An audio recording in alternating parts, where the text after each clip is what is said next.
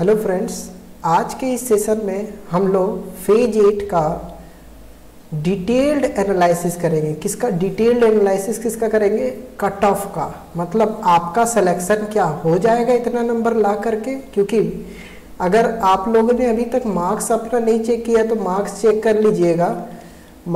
कर लीजिएगा। Answer sheet release कर दी गई है एसएससी के द्वारा।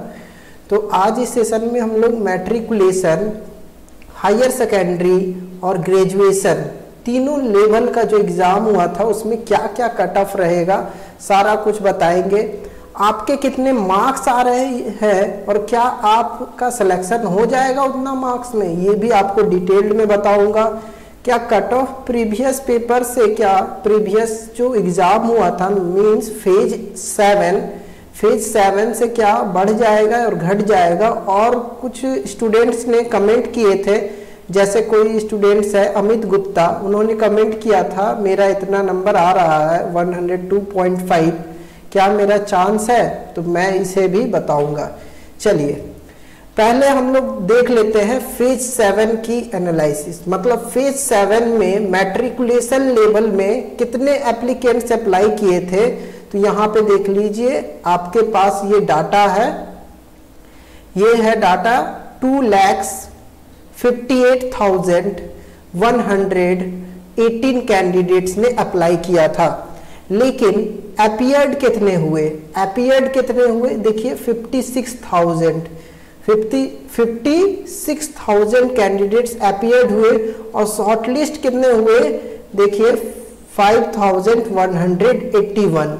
ये मैं डाटा इसलिए बता रहा हूं क्योंकि आपको फेज जो 8 का जो कट ऑफ है वो समझने में आसानी होगी।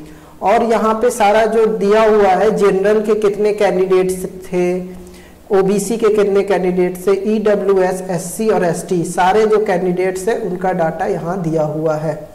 इसके बाद बात कर ले हायर सेकेंडरी की। तो हायर सेकेंडरी में देखिए आपके पास जो डाटा है वो कितने कैंडिडेट्स अप्लाई किए थे? 1,21,572 इतने कैंडिडेट्स अप्लाई किए थे।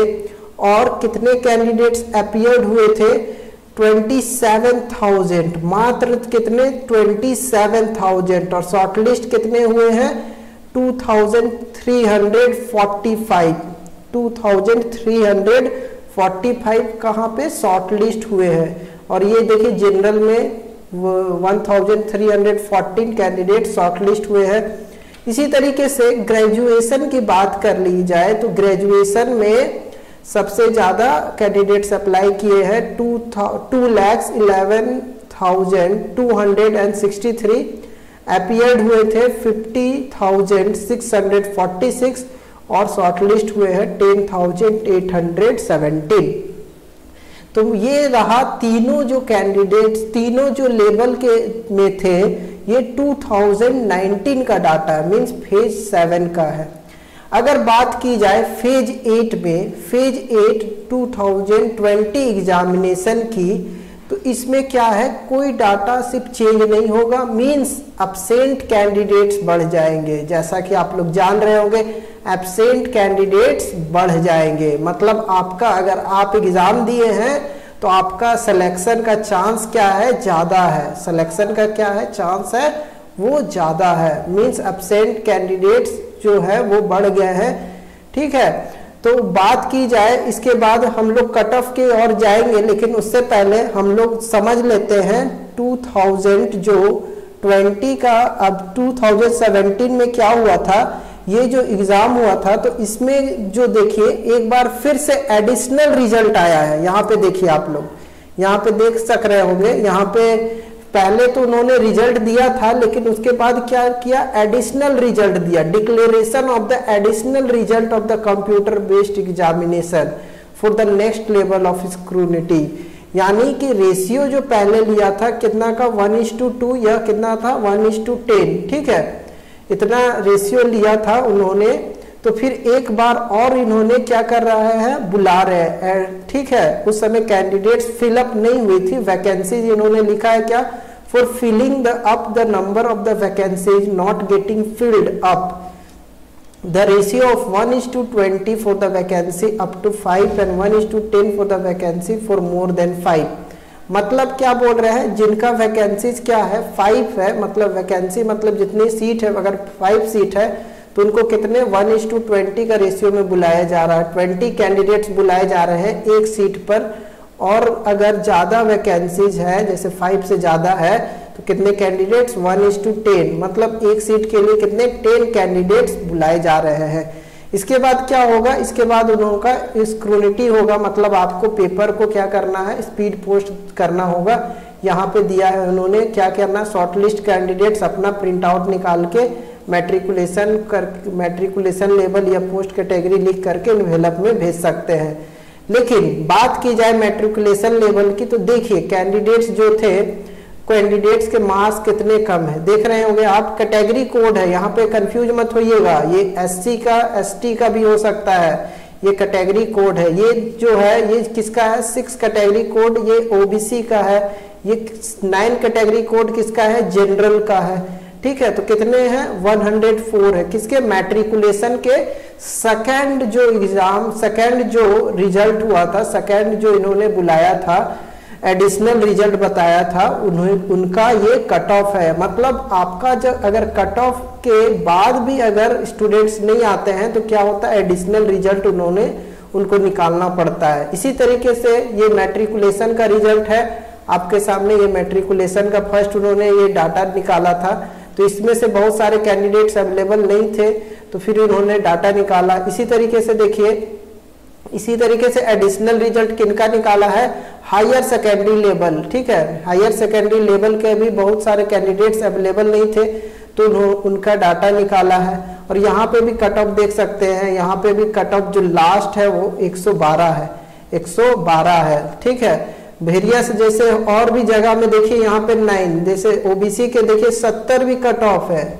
देखिए 70 भी कट ऑफ है, तो यही मत सोचिएगा। ठीक है, जिस तरीके का सीट्स अवेलेबल होगा उसी तरीके का कट ऑफ जाने वाला है। इसी तरीके से ग्रेजुएशन लेवल की बात करें तो ये हायर सेकेंडरी लेवल का रिजल्ट है। ग्रेजुएशन लेवल में भी देखिए इन्होंने क्या किया है, एडिशनल रिजल्ट इन्होंने मंगाया, मतलब एडिशनल कैंडिडेट्स इन्होंने बुलाए हैं स्क्रूनिटी के लिए।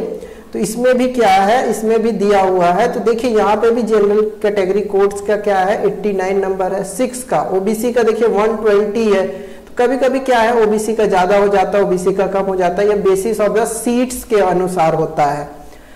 तो ये था किसका 2000 ये 19 का फेज 7 का कट ऑफ। लेकिन अगर हम बात करें आपकी फेज, जो हम बात करें अगर फेज 9 की, फेज 8 की, तो फेज 8 में देखिए जो कट ऑफ होगा वो यहाँ पे आपके सामने है। ठीक है, फेज 8 का जो मैंने कट ऑफ एनालिसिस करके यही देखा कि जो कट ऑफ होगा वो कितना होगा 120 मार्क्स, वो कट ऑफ कितना होगा 120 से 125 मार्क्स।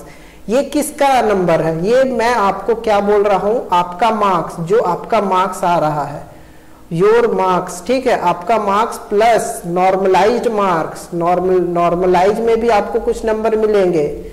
नॉर्मलाइज में अगर आपका शिफ्ट अगर आपका शिफ्ट हार्ड है तो ज्यादा से ज्यादा आपको कितना 15 से 20 नंबर मिल सकते हैं, 15 से 20 नंबर नॉर्मलाइज में मिल सकते हैं। मतलब अगर आपके 80 नंबर आ रहे हैं तो आपको 20 नंबर मिल करके कितना हो जाएगा 100।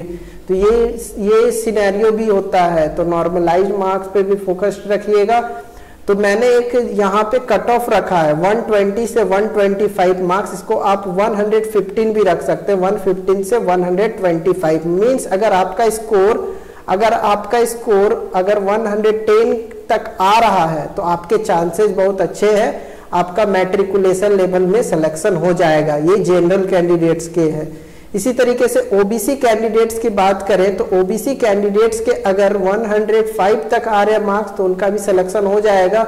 एससी एसटी के अगर 95 तक मार्क्स आ रहे हैं तो उनका भी हो जाएगा। और एसटी कैंडिडेट्स के लिए अगर आपके 80 नंबर भी आ रहे हैं, 80 से 90 के बीच में, तो आपका भी सिलेक्शन हो जाएगा। ठीक है, ये किसकी बात कर रही है, मैट्रिकुलेशन लेवल की बात कर रहे हैं।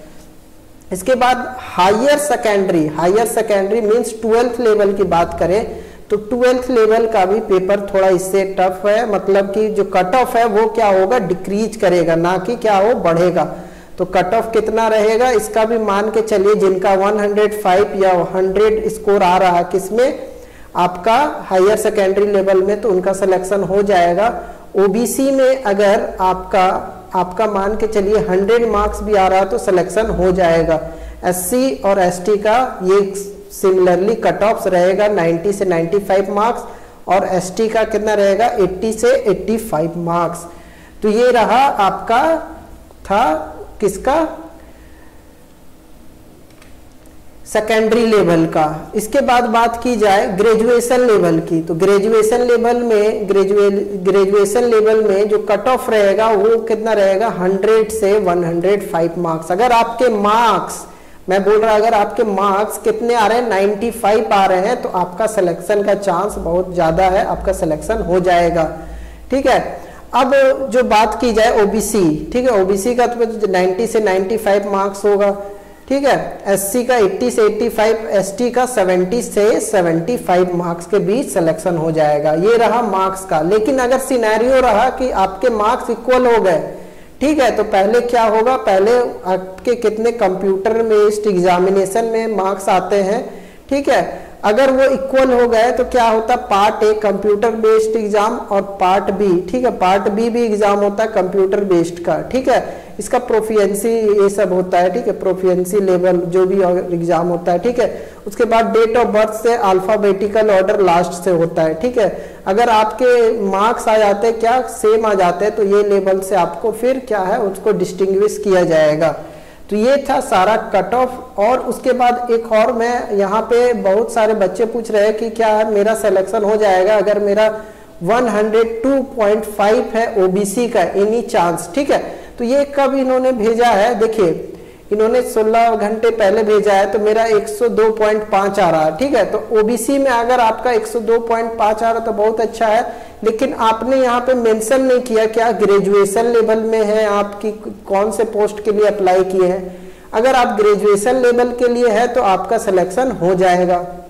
इसीलिए इसी तरीके से किसी ने पूछा है ER11620, ठीक है, और इनका क्या कट ऑफ होगा, तो पहले तो मुझे देखना पड़ेगा ER11620 क्या कौन सा पोस्ट है, कितने सीट्स है। इन्होंने पूछा 1280, ठीक है, नॉर्दर्न रीजन से है, 10+2 मतलब क्या हुआ है, ये 10+2 है सेकेंडरी लेवल में, इनके 102 मार्क्स आ रहे हैं। ठीक है, तो आपका चांस है क्या 102 मार्क्स, लेकिन आपने कास्ट नहीं लिखा है, जनरल ओबीसी आपने कोई कास्ट नहीं लिखा है, तो आप कास्ट लिखिए। ठीक है, इसी तरीके से 16120, ठीक है, एसआई इन फिंगरप्रिंट कितनी जा सकती है। ठीक है, मेरा स्कोर 106 है सर। तो यहाँ पे इन्होंने ये नहीं बताया है कि आप कौन से पोस्ट के लिए है, मतलब कौन सा लेवल है और कौन से कास्ट के लिए है।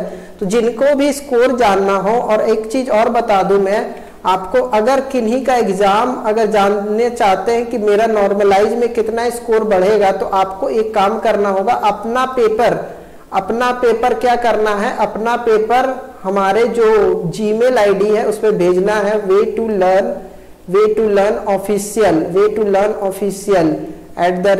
@gmail.com। इसमें अपना जो पेपर है आंसर शीट अपना भेज दीजिए। ठीक है, अपना आंसर शीट भेज दीजिए। ठीक है, और मैं अगले सेशन में और कमेंट्स कर दीजिए मेरे कितने मार्क्स आएंगे, मीन्स मैं नॉर्दर्न रीजन से हैं तो आप कमेंट्स कर दीजिए, मैं एक और सेशन बना दूंगा आपके, क्या आप क्वालिफाई कर सकते हैं कि नहीं।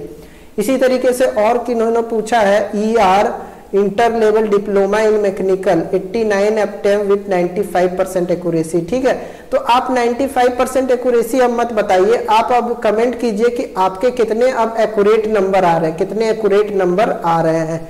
ठीक है, कोई ईस्ट रीजन से है जिसने साइंटिफिक असिस्टेंट केमिकल पोस्ट के लिए अप्लाई किया हो।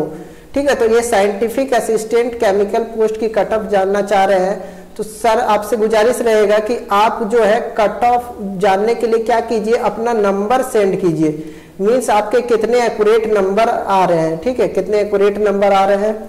इसी तरीके से graduation level 72 attempts with pH handicapped category, any chance, तो 72 अटेम्प्ट्स है आपके, तो लेकिन आपके यहाँ पे आपने नहीं बताया कितने यहाँ पे करेक्ट है, तो आप एक बार कमेंट कीजिए कि करेक्ट कितने हैं आपके, करेक्ट जो है करेक्ट आंसर्स कितने हैं, कितने नंबर आ रहे हैं, उसके बाद मैं आपको बता दूंगा, ठीक है। इसके बाद CR 10620 SC category 84 attempt, 70 right chance है क्या, तो देखिए आपने 84 अटेम्प्ट लिया है, लेकिन क्या है आपके 70 राइट है, मतलब आपके स्कोर कितने आ जाएंगे 140, कितने आ जाएंगे 140, तो बिल्कुल चांस है आपका, ठीक है भाई। एक्सपीरियंस भी होना चाहिए, क्यों इसमें क्वेश्चन आंसर में क्या नहीं, ये क्या बोल रहे हैं, एक्सपीरियंस वाले पोस्ट होंगे तो आपको एक्सपीरियंस भी शो करना पड़ेगा, ठीक है, ठीक है। इसके बाद पूछा जा रहा है what may be the cut off liberation post in eastern region, ठीक है। तो देखिए अगर सीट ज्यादा है तो कट ऑफ क्या है कम हो जाएगा, अगर सीट कम है तो कट ऑफ क्या है ज्यादा हो जाएगा, तो आप अपना पोस्ट भेजिएगा, पोस्ट जैसे ER 1160 ऐसे कुछ पोस्ट कोड है और भेजिएगा ग्रेजुएशन लेवल, या आप सिंपली क्या भेज दीजिए अपना पोस्ट को कमेंट कर दीजिए, मैं आपको बता दूंगा, ठीक है। ACO 181 वैकेंसी की एक्सपेक्टेड कट ऑफ कितनी होनी चाहिए फाइनल सिलेक्शन के लिए, ठीक है।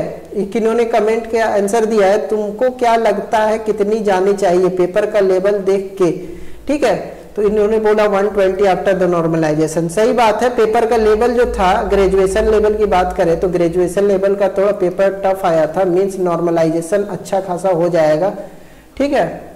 तो ये और है किन्हों का, सर मेरा 126 है जनरल में, ठीक है, it was quite compare to SSC CGL प्री, ठीक है। कुछ क्वेश्चन तो मैं भी जान रहा हूँ कि SSC CGL प्री से थोड़े क्वेश्चन टफ थे, और level of question were almost same from matric to graduate level, ठीक है।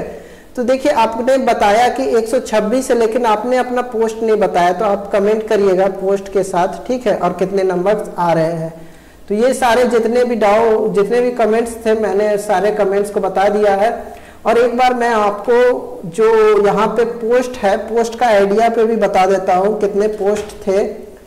देखिए यहाँ पे जो नोटिस निकाला था इन्होंने, SSC ने नोटिस निकाला था, वो कब निकाला था 21/2/2020, मतलब 21 फरवरी को नोटिस निकाला था, लेकिन और एग्जाम जो होने का डेट था उन्होंने शेड्यूल जो था 10/6 से 12/6, लेकिन कोरोना के कारण एग्जाम जो शेड्यूल्ड हो गया वो अक्टूबर में और इधर दिसंबर में भी एग्जाम था बिहार कैंडिडेट्स के लिए, ठीक है। तो इसके बाद इन्होंने रिजल्ट निकाल दिया है। तो देखिए यहाँ पे अगर हम चल जाए, सारे रीजन का यहाँ पे दिया हुआ है, जैसे मैं सारे रीजन का तो नहीं बता पाऊंगा, लेकिन देखिए यहाँ पे अगर बात की जाए सीट्स, ठीक है, यहाँ पे सबसे लास्ट में सारे का सीट्स दिया हुआ है। देखिए यहाँ पे ER का सीट्स दिया हुआ है, ठीक है, ER का सीट्स है, जैसे ये हायर लेवल का है। देखिए यहाँ पे कुछ पोस्ट है सिर्फ, जैसे टेक्निकल असिस्टेंट जियोलॉजी, देखिए टेक्निकल असिस्टेंट जियोलॉजी,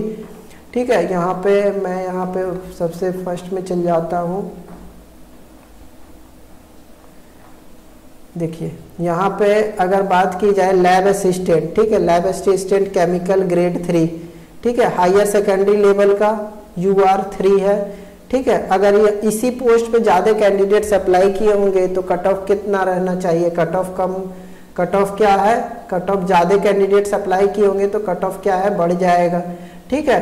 तो आप क्या कीजिएगा अपना कमेंट सेक्शन में जितना भी पोस्ट है, ठीक है, आपका जो पोस्ट है उसको कमेंट कीजिएगा और कितने मार्क्स आ रहे हैं वो कमेंट कीजिएगा, मैं आपको बता दूंगा। और शिफ्ट जो भी आपका शिफ्ट में एग्जाम हुआ था, अगर आप चाहते हैं कि आपका कितना नॉर्मलाइज मार्क्स होगा तो आप मेल आईडी पर अपने जो पेपर है आंसर शीट उसे भेज दीजिएगा। मेल आईडी लिख लीजिए वे टू लर्न ऑफिशियल